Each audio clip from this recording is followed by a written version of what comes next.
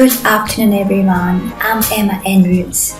This morning when I was having my breakfast, I was watching a tutorial of negative painting by Paul Clark on YouTube.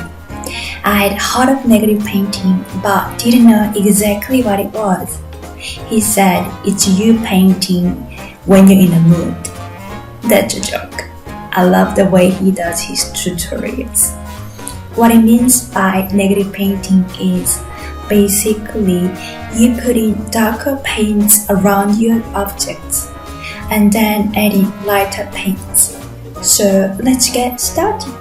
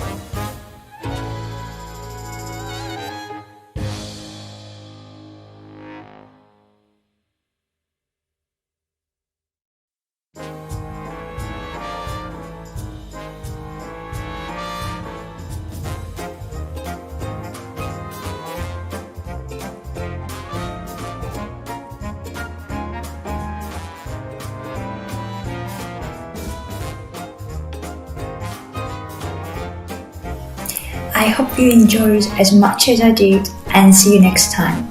Take care. Bye for now. Bye.